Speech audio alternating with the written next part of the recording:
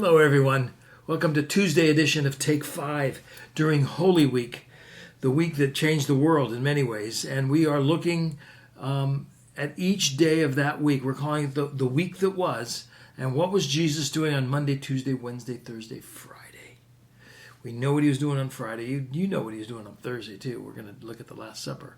Some of those earlier days, what was he doing? Yesterday, Monday, was the day of authority. Remember, I have an acrostic to help you remember each day of the week. Authority. Today is signs. Wednesday is anointing. Thursday is servanthood. That's the Last Supper. And Friday is atonement. Today, Tuesday, is signs. A really, really full day.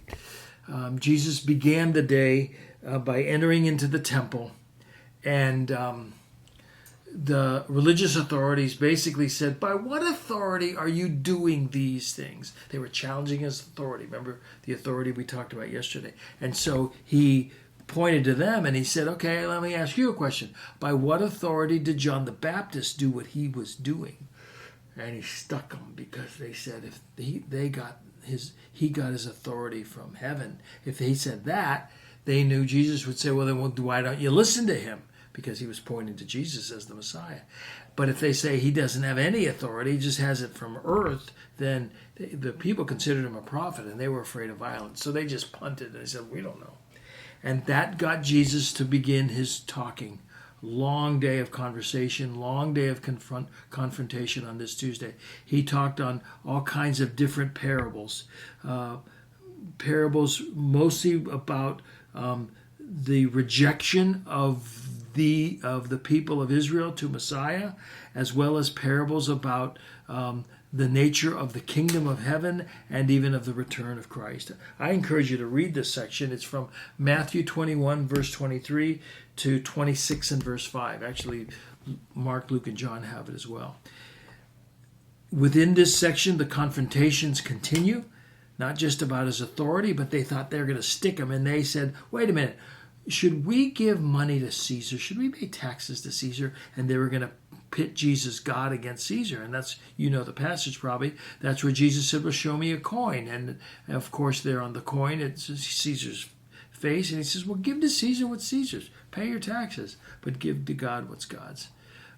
The Sadducees, who didn't believe in resurrection, tried to give Jesus a trick question about resurrection. Nothing doing. He got them as well. So finally, as all of this is getting kind of crazy, the disciples are with Jesus, and he's sitting on the Mount of Olives. So they're looking at the temple. If this is the temple, if you've ever been to Israel, there's a little hill right here. Jesus is sitting on the hill, and they're looking at the temple. And he looks at the temple and all those buildings around it, and he said, the day's coming when all of those stones are going to be completely destroyed. Really? What is the sign of that? That's why we're calling this signs. And Jesus will talk about, his teaching will continue with them regarding persecution and tribulation and the coming of the Son of Man. And the sign that he says, I want you just to hear that. Chapter 24 and verse 30. The sign of the Son of Man will appear in the sky, and then all the people on the earth will mourn, and they will see the Son of Man coming on the clouds of heaven with power and glory. In other words, the world is going to get worse. Things are going to get very difficult. There's going to be tribulation. What's the sign? I'll tell you the sign. You're going to see the Son of Man come, and the Son of Man will return from the clouds of heaven. That's the only sign you're going to get. That's your sign. And then Jesus immediately goes on to say, oh, by the way, and no one knows the day or the hour from which I return. Nobody knows. And books have been written, and people have gotten laryngitis from trying to tell you that they know that Jesus is coming in the day after tomorrow. Don't listen to them. They have no clue. Jesus said, no one knows. And then Jesus continues to teach more parables on this Tuesday, parables about the kingdom and parables about his return. And then this day ends. And I'll just read it to you, and then I'm done.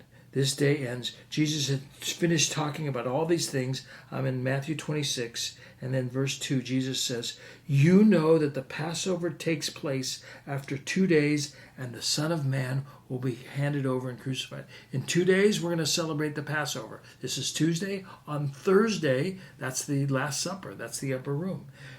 And then Jesus will be, the Son of Man will be handed over and crucified.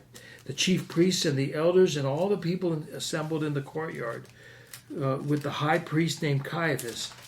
And they conspired, this is Tuesday now, they conspired to arrest Jesus in a treacherous way and kill him. They conspire. We got to do this, but not during the festival. So there won't be any rioting among the people. So what happens on Tuesday? I use the word signs. Basically, Jesus talks about the split from Israel and their God, and eventually the coming of tribulation, and then the return of Christ. No signs. But this is the time where the conspiracy was laid that Jesus would be arrested and killed. That's what happened on this very, very busy Tuesday.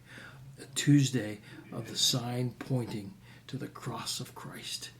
They conspired that this would happen. That's it. I'm done. I went longer than I should have. I'll see you tomorrow when we look at Wednesday on the week that was. So long.